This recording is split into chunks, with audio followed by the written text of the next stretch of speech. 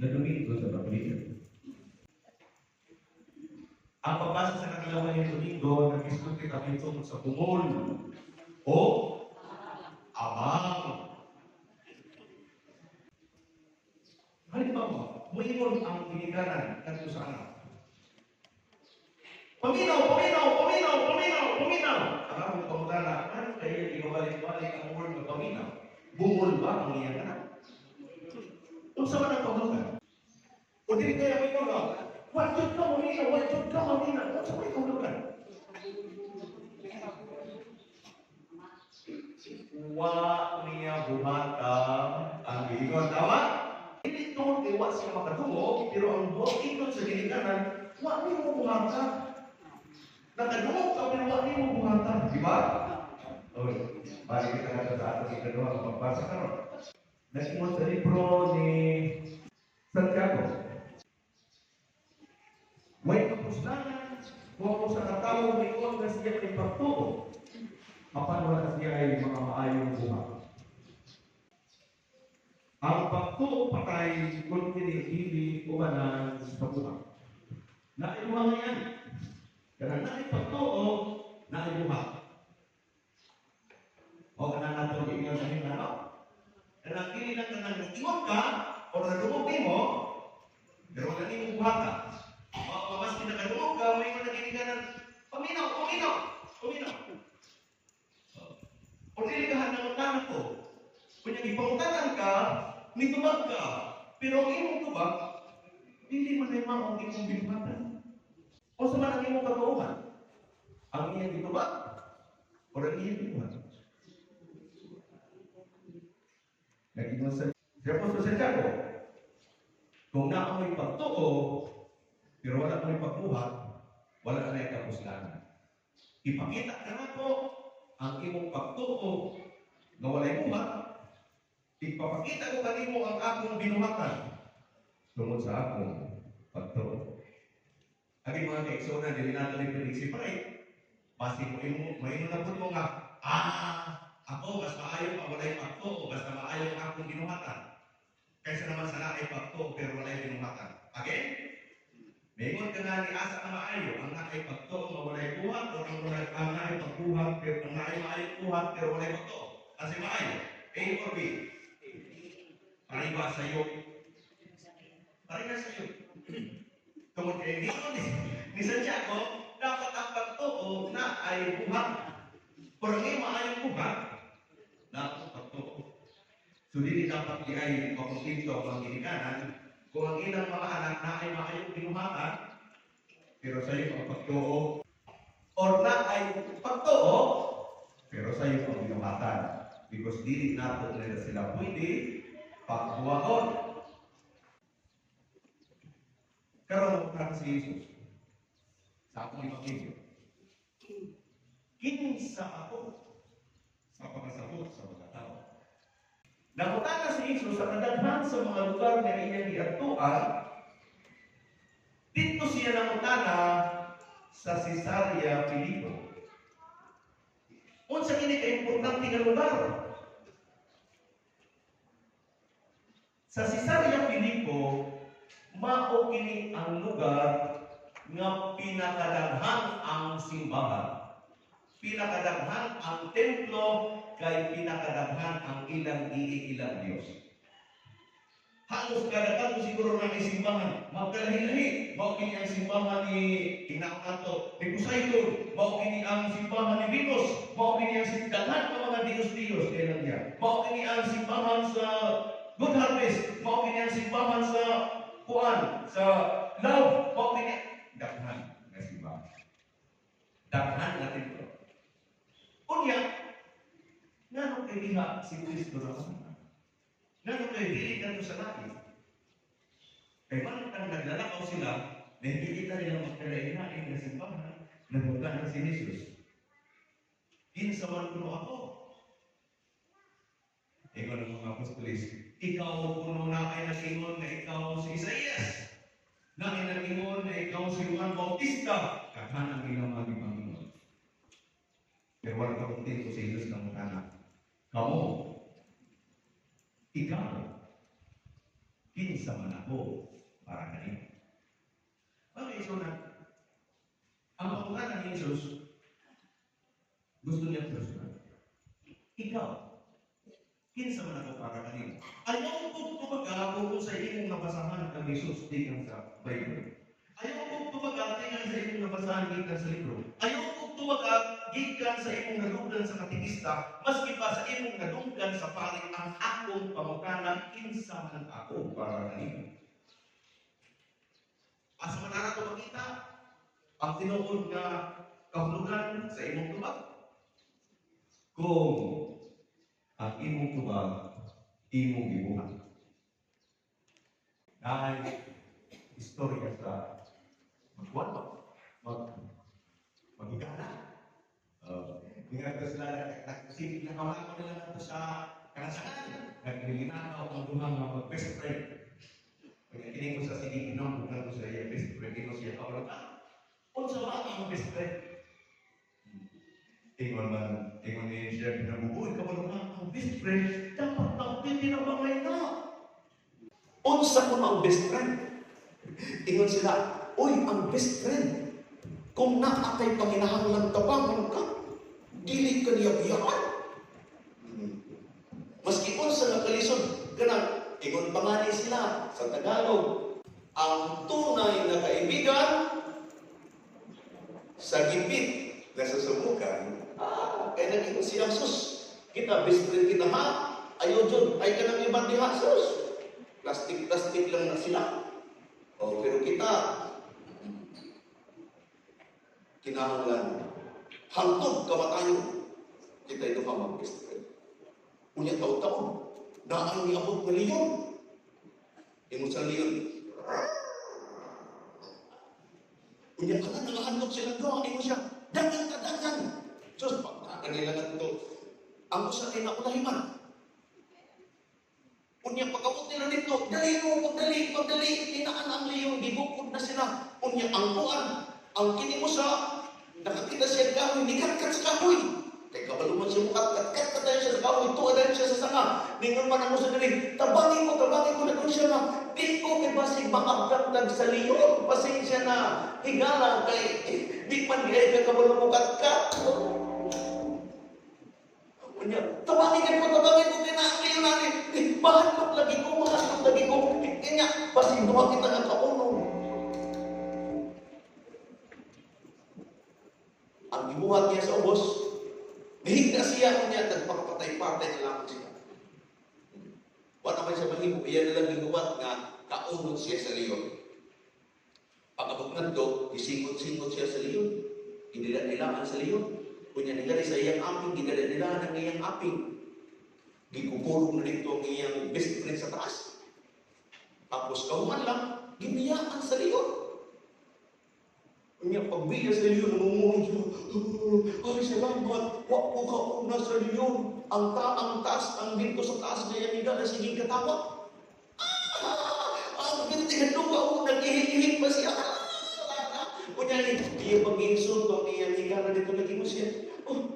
Gihungmungan ka man sa leon, o sa may gihungmong sa leon ka dito. Nag-ihik-ihik pang ka. Ingon siya dito, nag-ingon lang ka na ako ang leon. Ayaw pag-uban-uban. Sa nag-ingon na imong best friend, pero hindi ka kabangan. Eksperto kita mo tubag. Pero ang pangutana ni Santiago, kauban ba niya ang atubo? Namutana si Jesus, kinsa ko? Ditubag si Pedro, ikaw ang Mesiyas. Nag-ingon si Jesus, correct, perfect. Pero pag-ingon ni Jesus nga, ang Mesiyas, ako, mga tugog Jerusalem. Pag-abot dito, dakon ko sa mga sundalo. Kunya ilansan ko sa krus, mamatay. Sa ikatulong adlaw, mabanhaw. Niingon dayon si Pedro, Ginoo, dili na pwede. Dili ka pwede mag-antos dito kay makipag-away. Ikaw ba ng Mesiyas? Gano'n kayo mag-antos ka? Nagingon si Jesus, pahawa diha sa taas. gitawag niya si Pedro nga Satanas. Sa ilang pinulungan, ang Satanas dili parehas sa atong pagtanaw karon nga he is the leader. No. Satanas is meaning maski kinsa nga nag-uupos sa katarungan, nag-uupos sa maayo nga binuhatan, ang tawag bihana Satanas. Oposisyon Satanas. Halimbawa, na ay mga partido, si Partido Pula o sa Partido Puti. Kung naay insulti si Partido Puti, kontra mo ni Partido Pula, si Partido Pula nag-act as Satanas nga ito ka Partido Puti. Ingana ang ilang words. Binibigyan, dito na sila to, pahawa niya Satanas. Buti nun, Pedro, ang imong gisusulti, babag sa imong gibubuhat. Or batang sa akong bubuhaton bilang isa ko sa Mesiyas, kay mao maguling kinahanglan nato buhaton. Kadto kita sa atong kinabuhing Kristohan. Daghan ang mga sitwasyon nga inani ang nakita-tabong kanato. We are expert on answering things about our faith. Pero ang pangutanan nato, imo nga ba talaga siya gituhan? Imo nga ba talaga siya gibuhat? Ingana nga ba talaga ang isusumat sa imong kinabuhi? Halimbawa, na ay classmate na Kristiyano o Muslim. Nag-ingon ang Muslim, ako, interesado yun ko sa inyong pagtuo. Nga naman yun kayo nagtuo ka mo, kinsa man yun ang inyong gituuhan, ingon siya, uy kami, ang among gituuhan ko sa mga Diyos. Unya na siya hindi padala nga anak sa Hesus Kristo. Unya, mao kini ang among giilang ka Diyos. Ningon ang Muslim, pwede ubanan ko ni mo nga sa imong simbahan. Ubanin ko nga sa inyong simbahan. Iya gidalagan to. Pag-abot dito, nag-ingon ang buwan. Nag-ingon ang Kristiyano sa Muslim. Kini, mao kini ang kultahan sa simbahan. Unya, kini nila mao kini lingkuranan sa mga tao. Dili sa atibangan, maglingkod ang mga ministers, ang mga lectors. Naadiri ang lector sa commentator. Hindi ang lector kung asa basahon ang tulong sa Diyos. Maukin diri ang altar. Yan ikuan katanan. Iya katanan di. Sumakini diri ang bunyaganan. Naadiri ang kumpisahan. Maukini ang among simbahan. Miingon man ang Muslim. Kadtong nasa tunga, nga murag gold man siguro to. Nga inyong gidagkutan permit, unsa man na. Diyan ditudlo kadtong nasa tunga. Ingon ang Kristiyano, ay, kuha na, mao ka na ang gitawag na tabernacle. Unya, kung sa man ang sunod niya, nga kay murag kay importante man ang may sinturin mo siya nga, uy, kay mao ka na diha nakasulod ang lawas ni Kristo. Kanang tinuod nga lawas ni Kristo, mabuhi nga lawas ni Kristo. Ingon sila, nagtotoo ka nga naa sa sunod ang lawas ni Kristo. Uy, oo, ako na siyang gikakalawat pag nagkukumunyon kami. Ingon siya, nagtotoo ka nga ang inyong gikakalawat lawas ni Kristo. Oo, lagi. Ano kinagtuuman mo? Kaya nag-ingon si Jesus. Siya man kung nang nag-ingon ka na mo, nga mao kining pag-inyo kining bumaton. Mahitabo. Moingon nga ni ang pari, nga mao kini ang akong lawas, mao kini ang akong dugo, mahitabo. Mao nga nagtuo kami. Ingon siya, dili God, ikaw nagtuo ka ba? Nga mao ka na ang lawas ni Kristo. Oo, lagi. Dili ka lang makasabot yun kay Muslim man ka. Pero kami nagtuo kami nga mao kini ang lawas ni Kristo. Ingon siya nga.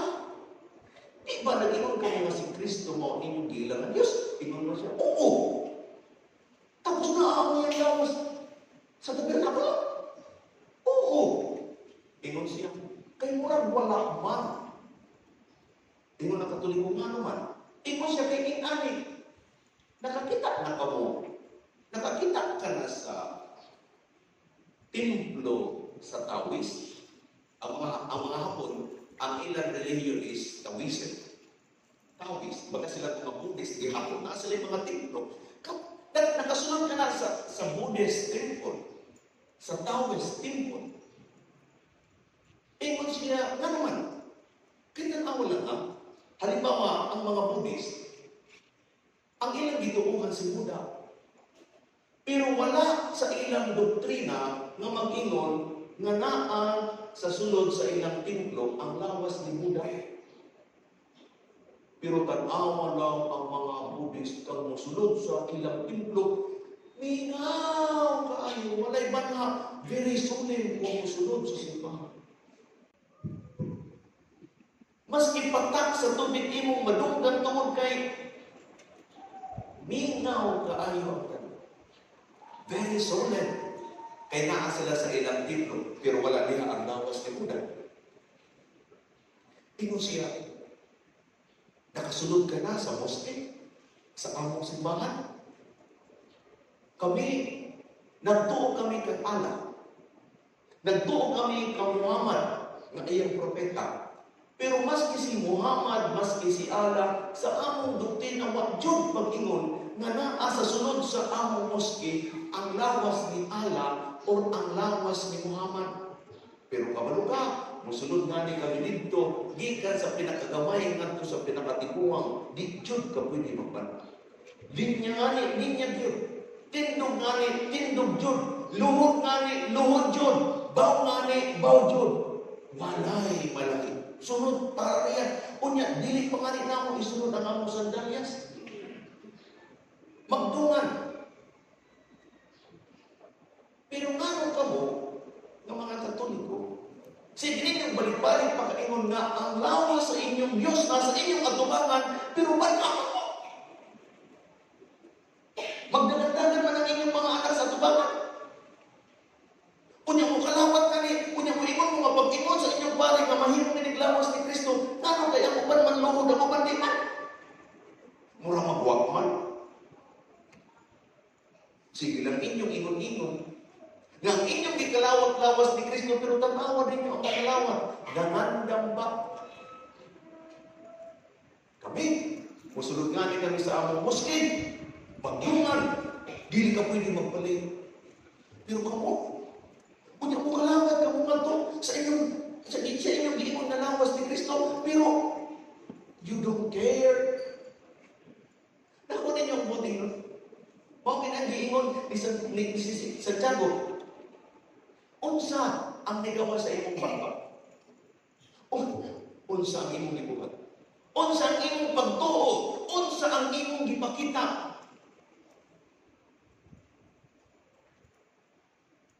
Or basi, mabalik kita nato sa nakalabay na Domingo. Muratang, mga kabataan.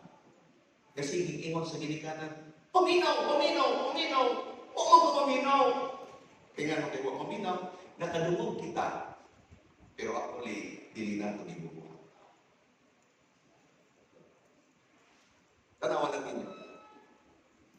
Nato kita sa ato, practice sa ato mga paningkay. Makutanag ko ninyo, nagtotoo ka mo sa giingon ni Jesus sa Ebanghelyo nga gisugo niya ang iyang mga apostoles, panglakaw mo. Unya, sa inyong paglakaw, ayaw pagdalag sinina. Ayaw pagdalag pagkaon. Ayaw pagdalag supot sa kwarta. Nagtuo ka niya na nag-iwan sa Diyos. Nag-iwan ni Jesus. Oo, Father, kung natural, kaya i-iwan ni Jesus na. Nag-iwan si Jesus, ayaw pagdalag supot sa kwarta. Unya, matanag ko ka ninyo. Nagtotoo ka nga naakitay Santo Niño. Kabalo ka nga kanang Santo Niño, mao ka na ang bata nga Jesus. Oo, Father, kabalo nga mao ka na si Jesus, ang bata nga Jesus, ang Santo Niño. Na nag-ingon nga ayaw pagdalagsopon sa kwarta. Nga naman kay ang atong mga Santo Niño, ang uman, na may supot sa kwarta. Tanawan ninyo ang inyong tagod sa inyong mga panimalay. Na yung mga Santo Niño, nga ang gibitbit sa Santo Niño, dili na ang kalimutan, supot na sa kwarta. Nainani ko ng mga santo ninyo, kanya, basket pa po sa kwarta. Nagtuko ka sa imo ni Jesus.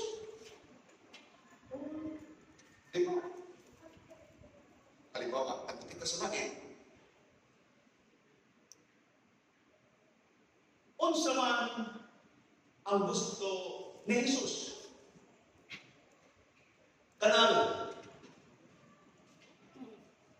magpuyo-puyo o magpakasal. Unsa may gusto sa ni Jesus? Magpuyo-puyo o magpakasal? Magpakasal. Ang akong pangutana, kanus aman ka magpapakasal. So hindi na natin ingon, importante ang magpakasal, pero akong pangutana, kanus aman ka. You have the faith, you have the knowledge. You can say perfect things. Ang pangutana, imo bang gibuhat? Unsa man nga kasal ang ipapangayo kanato, sibil o kasal sa simbahan? Kanus ka man magpapakasal sa simbahan, ano kinakukontento ka na sibil lang ka mo? But you know the answer. You can say perfect words. Ingon pa ni Jesus kang Pedro, perfect. Tama ang imong tubag. Sayop lang ang imong interpretasyon. O sayop po, gainaan ko nimo nga dili ko magpadayon ngadto sa Jerusalem.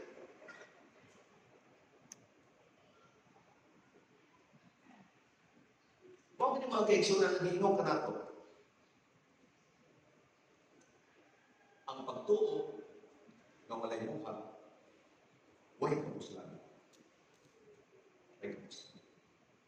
Bakal kita kan.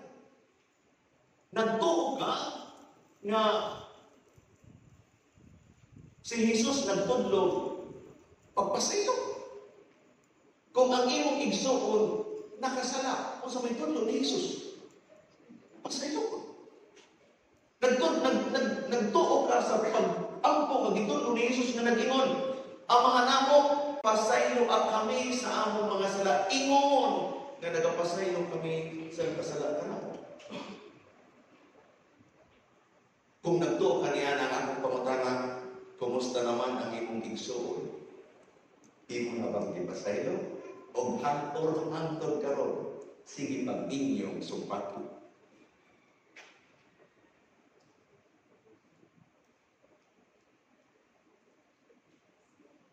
Nagtuo ka ba sa giingon ni Jesus? Higugma ang imong mga ginikanan. Oo, Father, importante higugma ang ginikanan. Kumusta man ang imong ginikanan? Pero sa apa mo kung wala ka nagkita. Pero ang dili maayo, kung imbis nga ato higugma ng ato mga ginikanan, ato Panginoon di pa malikas.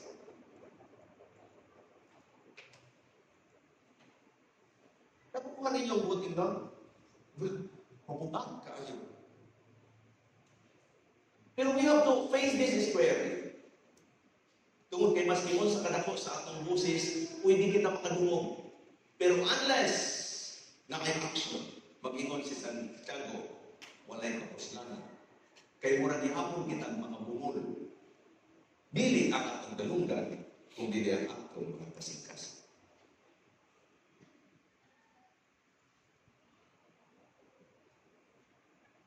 Bakit sunan? Mao kini ang pagiging Kristiyano.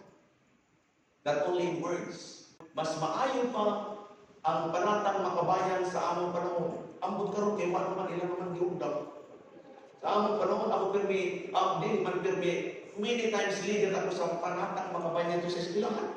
Kahuman sa pambansang awit, panatang makabayan masakit na dungan sa kuan, moingon nga sa altar, sa altar sa stage kunya. Sunod ka na ko. Tapos ang katapusan, ako'y Pilipino sa isip, sa salita, at sa gawa. Para ka na ako mas maayo kung maging Kristiyano kung kita ano? Sa isip, sa salita, at sa gawa. Many times, mga times natin tayo mga gibubuhat ng murag wak kita sa atong nauna. or it has no meaning for us na ay mga pangutana na kita yung mga saan. Labi na mo kini ang gusto ko kini balik-balikon. Na ingani nagpapabunyag sa ilang mga anak. Dili ni pwede mawala sa seremonya sa bunyag na mamutana ang pari sa mga ginikanan o sa mga ninong o nina. Karoon na nagpapabunyag mo sa inyong mga anak. Tubagan ninyo ang pamutana. Gisa sa lingway ba ninyo si Satanas? Gisa sa lingway, perfect answer. Gisa sa lingway ba ninyo ang mga kampon? Perfect answer. Gisa sa lingway ba ninyo ang mga binuhatan? Perfect answer. May muna kita, pag gisa sa lingway po si Satanas, pero ang akong pamutana, ngano kayong gawas man sa atong bakba, atong mang tawgon ang mga kampo ni Satanas kung nasusubok kita. Ang kayo po imong gisalit mo.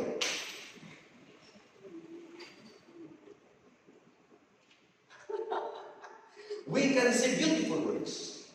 Pero naging mo si Santiago, it has no meaning at all without the corresponding action.